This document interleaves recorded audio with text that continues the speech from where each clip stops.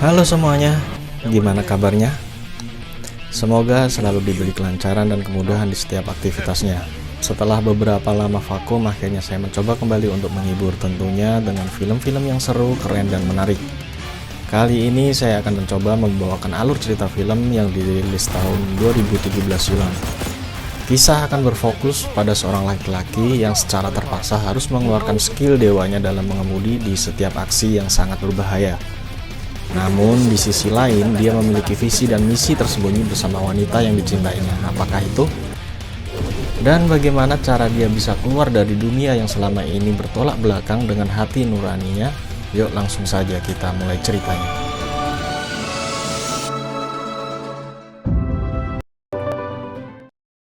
Kisah diawali dengan seorang laki-laki muda bernama Baby. Ia bersama dengan 3 orang lainnya, yaitu bernama Griff dan sepasang kekasih, yaitu Buddy dan Darling, di mana mereka sedang berencana hendak merampok sebuah bank. Baby yang bertugas sebagai supir menunggu di dalam mobil sambil mendengarkan musik, sementara yang lainnya mulai beraksi untuk merampok. Baby yang memiliki sifat pendiam dan memiliki penyakit yang membuat telinganya terus berdenging akibat kecelakaan di masa kecilnya. Dan untuk meredam denging di telinganya, Baby nyaris tak pernah lepas dari handset untuk mendengarkan musik. Sepertinya tak butuh waktu lama untuk mengambil seluruh uang di bank, dan nampaknya tiba saatnya untuk mereka segera kabur. Baby yang sudah menunggu pun bersiap untuk segera tancap gas. Aksi kejar-kejaran dengan polisi pun terjadi. Beberapa kali Baby berhasil menghindar dan menghalau jebakan dari polisi. Sejenak kita diperlihatkan keterampilan Baby dalam mengemudi yang tak diragukan lagi. Secara kebetulan di jalan nampak ada 2 mobil yang terlihat mirip dengan mobil yang digunakan oleh Baby. Baby pun putar balik dan menjajarkan dan menukar posisi mobilnya.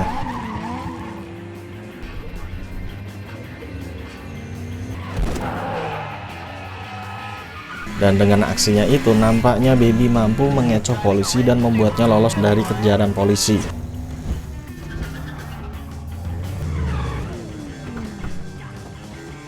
Singkat cerita, sesampainya di base camp, mereka bertemu dengan bos sekaligus otak dari perampokan yang bernama Doc.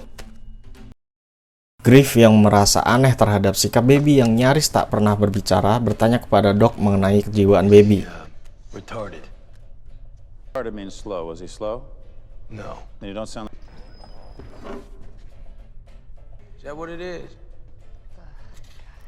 Setelah selesai, di tempat parkir, Doc memberikan bagian kepada Baby dan mengatakan bahwa sekali perampokan lagi maka hutang Baby akan lunas. I'm gonna need you behind the wheel again real soon.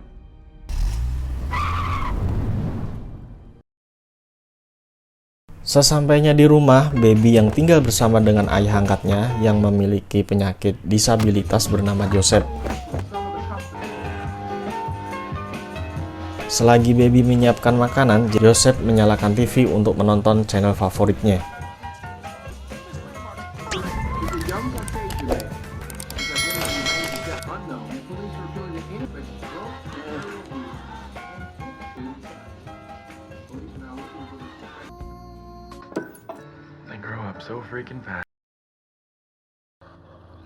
Di sela-sela waktunya, Baby ternyata memiliki hobi yang unik, yaitu merekam percakapan dan meremixnya menjadi sebuah musik.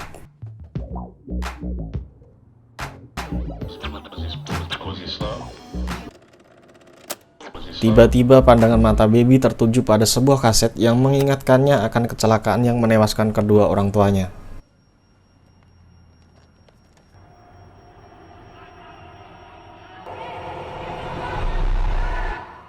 Di waktu yang berbeda, Baby lagi santai di sebuah coffee shop.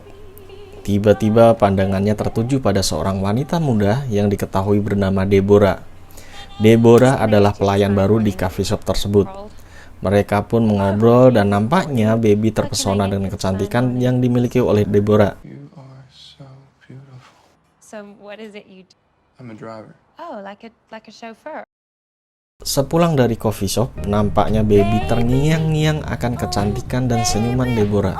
Joseph yang mengetahui akan tingkah Baby yang sepertinya lagi jatuh cinta, ia pun ikut gembira melihatnya. Tiba-tiba handphone baby berdering dan sudah dapat ditebak Doc lah yang menelpon dan meminta agar baby datang ke base camp. Sesampainya di base camp, Doc memperkenalkan dengan kru barunya yaitu AD, GD, dan Bets. He's got tinnitus. Hingga saatnya Doc menyampaikan perencanaan dan strategi perampokan yang akan dilakukan. Semua nampak antusias mendengarkan penjelasan dari Doc, kecuali baby yang nampaknya lebih santuy dengan handset tetap menempel di telinganya sambil mendengarkan musik.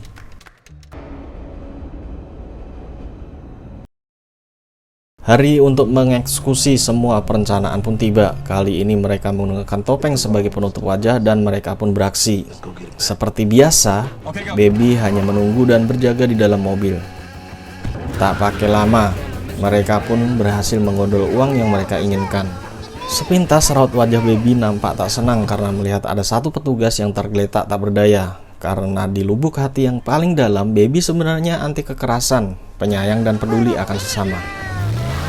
Seperti sebelumnya, aksi kejar-kejaran dengan petugas pun kembali terjadi. Meskipun kali ini mobil yang digunakan lebih besar, namun nampaknya hal itu tak membuat baby kerepotan. Ia tetap gesit dalam menghindari setiap halangan. Namun tak disangka kali ini pelariannya ternyata lebih sulit dari yang kita duga. Karena ada satu polisi yang nampaknya pantang menyerah dan berhasil menabrak mobil baby sehingga terperosok ke kolong sebuah kontainer. Dalam keadaan terjepit, nampaknya Bets secara sigap mengangkat senjata dan hendak menembak petugas tersebut. Baby yang melihat hal itu dan tak ingin ada jatuh korban, secara spontan ia banting setir sehingga membuat mobil polisi itu pun terpental, sekaligus membatalkan Bets yang ingin menembak petugas tersebut. Sedikit aman, lantas mereka pun berganti mobil dengan cara merampas mobil dari seorang wanita. Namun dikarenakan buru-buru, salah satu dari mereka yaitu GD melakukan kesalahan dengan meninggalkan senjata di mobil sebelumnya.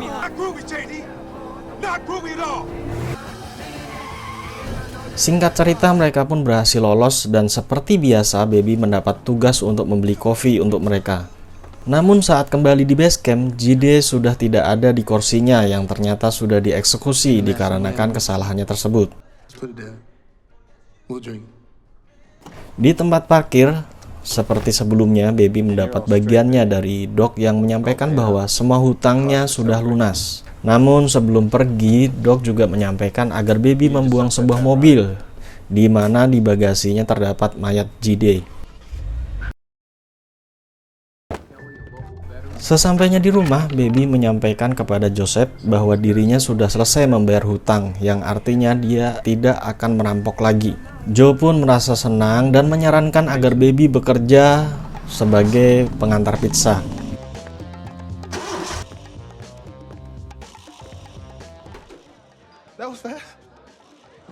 Beberapa saat baby bekerja sebagai pengantar pizza dan mendapatkan uang yang halal.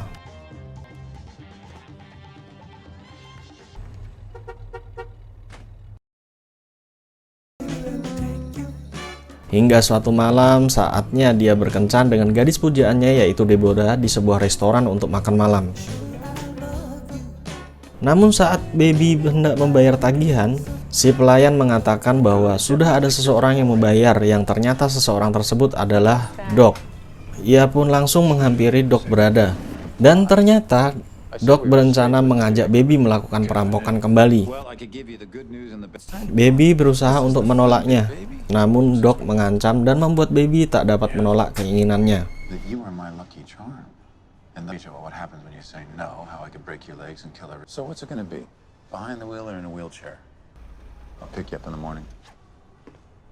Keesokan harinya, nampaknya kawan lamanya sudah ada di base camp yaitu Buddy, Darling, dan juga Bets. Seperti biasa, Doc menjelaskan rencananya. Pada kali ini, yang menjadi target adalah kantor pos Amerika Serikat untuk merampok Wessel Pos. Namun, aksi kali ini mereka memerlukan senjata baru yang lebih besar. Doc memerintahkan agar mereka bertemu dan bertransaksi dengan mafia senjata kenalannya. Malam harinya, mereka berjalan menuju ke tempat yang dimaksudkan oleh Doc untuk mengambil senjata. Sesampainya di sana, ia disambut oleh sekelompok orang dan seorang pemimpinnya langsung membuka kain dan memperlihatkan bermacam-macam senjata api yang dimilikinya. Tiba-tiba pandangan Bates tertuju pada peti senjata yang dimana di sana tertulis bahwa senjata tersebut milik Departemen Kepolisian Atlanta. Seketika Bates pun menduga bahwa transaksi ini adalah sebuah jebakan. Merasa jiwanya terancam, ia pun lantas melancarkan tembakan dengan membabi buta.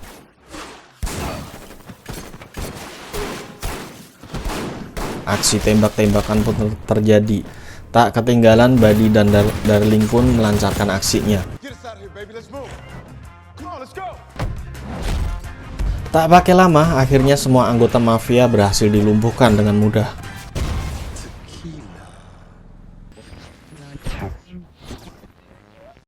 Di tengah perjalanan pulang, Bates merasa lapar dan ingin mampir ke kafe di mana Deborah bekerja di sana.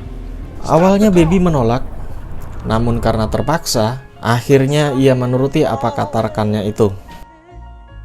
Deborah yang melihat Baby bersikap dingin, bahkan berwajah masam, ia menyadari bahwa ada sesuatu yang tak beres.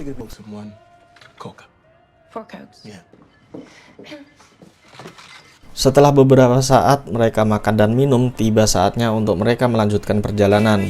Namun sebelum Baby pergi, ia menyelipkan sebuah pesan kepada Deborah bahwa ia akan mengajaknya kabur pada jam 2 malam dini hari nanti. Sesampainya di base camp, merasa ada yang tidak beres karena tidak mendapat kalimat password sebagai tanda kesepakatan dengan mafia senjata. Doc menanyakan apa yang terjadi. Bates mengatakan bahwa mereka adalah polisi dan mereka duluan yang mulai menembaknya. Doc yang tahu akan ada masalah baru yang akan dihadapi, lantas ia memutuskan untuk membatalkan perampokan tersebut. Namun nampaknya mereka bersikukuh dan akhirnya mereka sepakat untuk tetap menjalankan rencana perampokan. Baby, your call. Do we do this thing or not? So we all get some sleep. Get ready for this fucking thing. Jam 2 pagi, Baby yang sudah memiliki rencana tersendiri bersama Deborah untuk kabur, diam-diam ia pun beranjak pergi. Namun tak disangka aksinya diketahui oleh Buddy dan Bates. Tak hanya itu, ternyata Bates juga menemukan kaset rekaman milik Baby. Dan sebelum Baby menjelaskan lebih lanjut, tiba-tiba Bates memukul Baby dengan keras dan membuatnya pingsan seketika. Saat tersadar, Baby sudah dihadapkan pada beberapa kaset karyanya dan dicurigai oleh mereka jika Baby adalah polisi yang sedang menyamar. Baby menjelaskan bahwa ia memiliki hobi, yaitu merekam percakapan untuk dijadikan musik. Setelah kaset diputar, mereka baru percaya dan nampaknya Darling menyukai karya musik tersebut. Meskipun begitu, Doc khawatir jika Baby menceritakan tentang mereka pada Deborah dan Joe. Doc berencana ingin menyingkirkan Baby dan mengganti dengan sopir yang lain, namun Baby bersikeras ingin tetap menjadi bagian perampokan. Pagi harinya saatnya untuk mereka beraksi.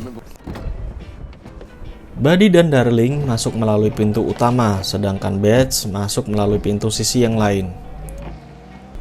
Tak berselang lama setelah Bates masuk, tiba-tiba Baby melihat seorang wanita yang sepertinya akan masuk ke kantor pos. Ia pun memberi isyarat kepada wanita tersebut dengan tujuan agar wanita itu mengurungkan niatnya untuk masuk ke dalam kantor pos. Merasa ada yang tak beres, wanita itu pun pergi. Namun tak disangka, wanita itu justru kembali lagi dengan seorang polisi. Ketika polisi mendekat, secara bersamaan rupanya Bates sudah kembali dan langsung menembak polisi tersebut. Baby yang melihat atas apa yang dilakukan Bates merasa kesal dan marah.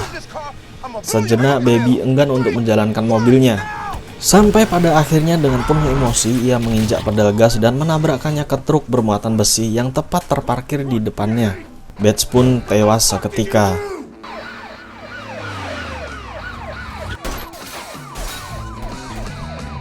Polisi berdatangan dan terjadilah kejar-kejaran dan saling tembak. Baby terus berlari menghindari kejaran polisi.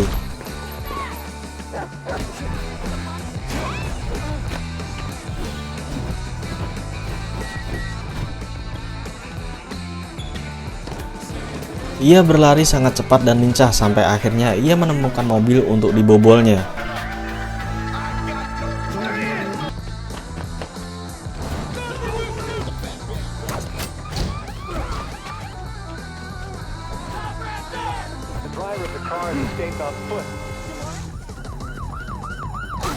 Namun ketika menjalankan mobilnya, ia terhalang oleh mobil yang ternyata dikendarai oleh Buddy dan Darling. Darling marah dan hendak berpindah ke mobil Baby, tapi sayangnya polisi berhasil memberondong tembakan ke tubuh Darling dan ia pun tewas seketika.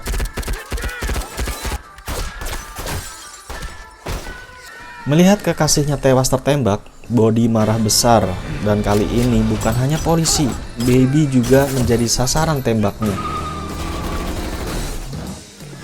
Baby berusaha menghindar dan berlari dengan membawa tas rampokan.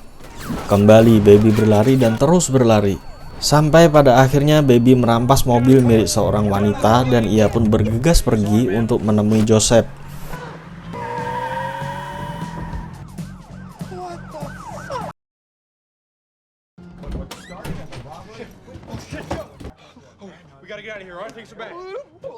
Sesampainya di rumah, ia melihat Joseph di lantai dan seisi rumah dalam kondisi yang sangat berantakan.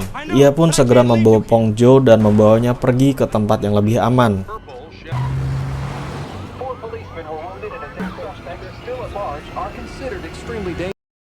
Setelah berjalan untuk beberapa lama, akhirnya ia berhenti di sebuah panti jompo. Sebelum Baby pergi, ia tak lupa membuat pesan rekaman suara mengenai kebutuhan dan makanan kesukaannya Joseph.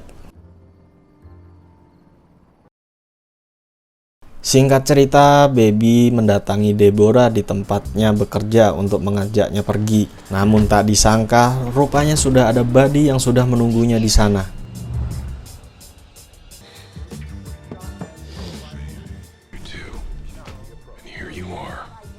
Beruntung, sebelum hal buruk terjadi, tiba-tiba polisi datang yang ingin menumpang ke kamar mandi.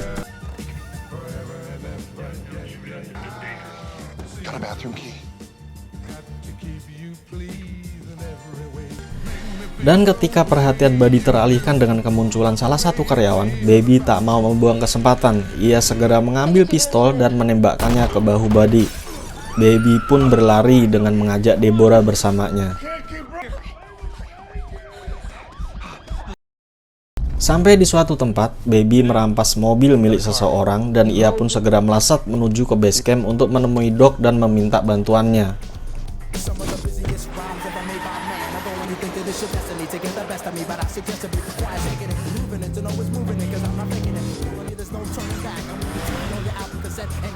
Sesampainya di base camp, Doc yang saat itu sedang berkemas melihat kedatangan Baby dan menunjukkan sikap tidak peduli dan tidak mau menolongnya. Namun ketika Deborah muncul, Doc yang pernah muda dan pernah merasa jatuh cinta, ia pun merasa iba dan membantu mereka untuk kabur dan mencari tempat yang aman. Ketika di lift, Doc menjelaskan kemana mereka harus pergi dan memberikan satu tas penuh berisi uang kepada Baby. Namun saat pintu lift dibuka, muncul 3 orang di mana mereka adalah anggota dari mafia senjata yang berhasil selamat. Doc dengan sigap memberikan mereka tembakan dan faktanya, Doc begitu mudah untuk menyingkirkan mereka semua. Namun tak pas sampai di situ, tiba-tiba muncul Buddy dengan menggunakan mobil polisi dan menabrak Doc sehingga tubuh Doc terpental dan mati seketika.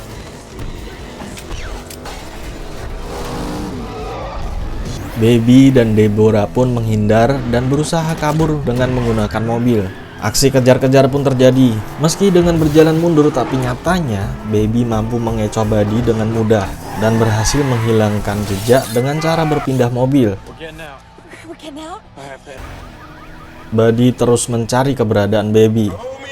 Dan secara tiba-tiba Baby datang, namun kali ini dengan mobil yang lebih besar dan menabrak serta mendorong mobil Buddy sehingga terjatuh dan terbakar. Namun ternyata tak mudah untuk membunuh Buddy. Ia berhasil lolos dan segera menodongkan pistol ke arah Baby. Deborah yang melihat hal itu tak tinggal diam. Seketika ia mengambil linggis dan memukulkannya ke tangan Buddy sehingga membuat pistolnya terjatuh. Kesempatan itu dimanfaatkan dengan baik oleh Baby. Ia segera mengambil pistol dan menembakkannya ke kaki Buddy. Buddy pun hilang keseimbangan dan ia pun terjatuh dan tewas di tempat.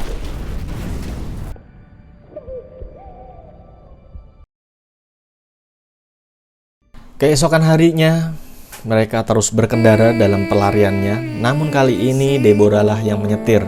Namun ketika sampai di perbatasan, mereka sudah dihadang oleh FBI lengkap dengan senjatanya. Nampaknya kali ini Baby tidak berusaha kabur seperti sebelumnya. Ia meminta maaf pada Deborah, kekasihnya, dan memilih menyerahkan diri kepada pihak yang berwajib. Describe your relationship. Dan atas pertimbangan dari berbagai saksi yang meringankan, akhirnya Baby dihukum selama 25 tahun dengan bebas bersyarat setelah 5 tahun masa tahanannya. It was never his fault. He's defended to 25 years in the federal penitentiary. Parole hearing after 5 years served. Tamat, demikianlah alur cerita film yang berjudul Baby Driver. Film ini mengajarkan pada kita bahwa apa yang kita tabur itulah yang akan kita tuai. Setiap perbuatan, setiap tindakan kita harus mempertanggungjawabkannya. Dan tentunya cinta dan kasih sayang akan membuatmu lebih kuat dan tahu kemana arah tujuanmu berada. Jangan lupa subscribe, like, dan share tentunya jika channel ini menghibur. Silahkan komen jika ada film yang ingin saya review. Saya Edi undur diri. Jaga kesehatan selalu, dan see you.